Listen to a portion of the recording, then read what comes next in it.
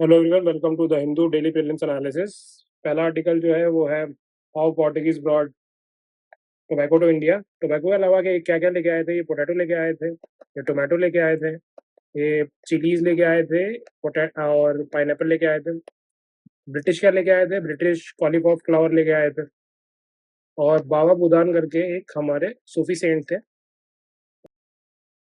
वो इथियोपिया से लेके आए थे कॉफ़ी के बीन्स, जो कि उन्होंने प्लांट किए थे चंद्रागिरी हिल्स में। कहाँ पे? कर्नाटका में। तो बस इतना ही इम्पोर्टेंट है। नेक्स्ट आर्टिकल में तो प्लेसेस इन न्यूज़ में एक इम्पोर्टेंट प्लेस जो न्यूज़ में है वो है अलेक्सा, जो कि कहाँ पे है? जो कि जेरूसलम में है। और जेरूसलम कहाँ पे है? वो इज़राइल में है। और इज़राइल की जो कैपिटल है वो जेरूसलम नहीं है, वो है टेल अवीव। टेल अवीव की कैपिटल है। एक इम्पोर्टेंट पोर्ट जो है वो है हाइफा पोर्ट। और ये क्या है? ये जो है एक मुस्लिम प्लेस ऑफ वर्शिप है। और ये वेस्ट बैंक एरिया जो है, जो कि कन्फ्लिक्टेड एरिया है, जो कि न्यूज़ में है इज़राइल और फ़लस्तीन कॉन्फ्लिक्ट में। और इधर गाज़ा है, जो कि न्यूज़ में है। तो हमें याद रखना 2 चीज़ें, सी ऑफ गलीली याद रखना है, डेड सी याद रखना है कि डेड सी किसके-किसके बीच में है, जॉर्डन और इज़राइल के बीच में है। सी ऑफ गलीली जो है वो सीरिया और इज़राइल के बीच में है। नेक्स्ट आर्टिकल पे चलते हैं। तो इस आर्टिकल में जो डिस्कशन है वो है थंगका पेंटिंग के बारे में। बेसिकली ये कहाँ-कहाँ पे मिलती है? लद्दाख में मिलता है। दूसरा ये अरुणाचल प्रदेश हो गया, हिमाचल प्रदेश हो गया, हिमालयन स्टेट्स में ही बेसिकली मिलता है। और ये रिलीजियस स्कूल ऑफ पेंटिंग है। अब इसको तिब्बतन स्कूल भी बोला जाता है, क्योंकि जबकि इसका ओरिजिन बेसिकली इंडिया में ही हुआ है। और इसमें इम्पोर्टेंट टर्म था आर्टिकल में, वो था बोधिसत्व। बोधिसत्व क्या होते हैं? Those people who delay their enlightenment for others.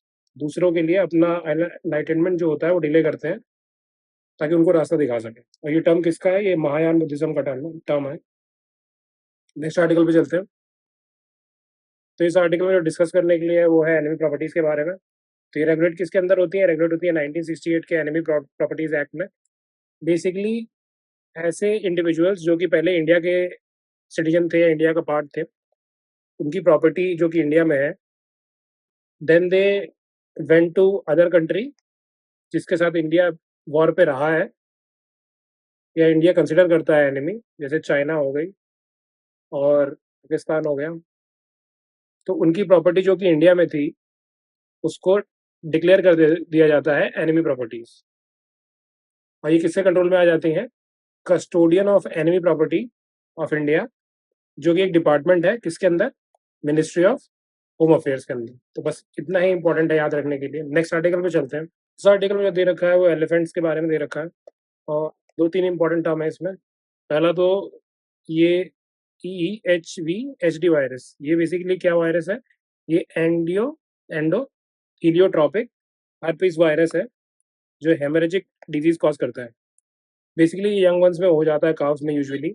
लेकिन इसमें और एक और चीज मेंशन्ड है कि काव्स जो कि ऐसे हर्ड्स में रहते हैं जिनका नंबर ज़्यादा है, मतलब हर्ड्स हर्ड्स में जो एलिफेंट्स हैं या फिर एडल्ट एलिफेंट्स हैं, अगर उनका नंबर ज़्यादा है तो इन काव्स के अंदर ज़्यादा इम्यूनिटी होती है, तो इनको ये वायरस इतना अफेक्ट नहीं करता है। बस इतना ही इंपॉर्टेंट है।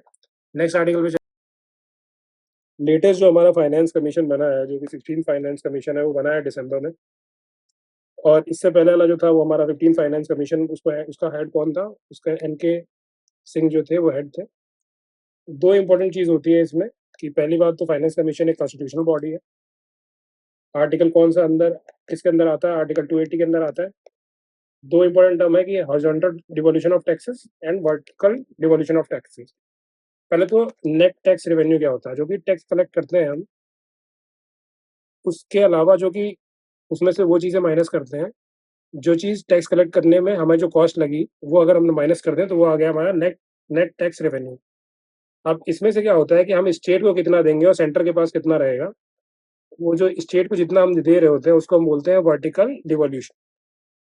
तो हमारा जो 15 फाइनेंस कमीशन था उसमें हमने 41% जो था वो डिवॉल्व किया था वर्टिकल डिवोल्यूशन में। अब इस 14% में से हम ईच स्टेट को कितना देंगे, वो होता है हॉरिजॉन्टल डिवोल्यूशन ऑफ टैक्सेस। बस इतना ही इंपॉर्टेंट है। ये ऑलरेडी 2023 के प्रीलिम्स में आ चुका है, तो हाईली अनलाइकली आगे पूछा जाएगा, बट स्टिल डिस्कस कर लिया मैंने। Thank you, that's it for today.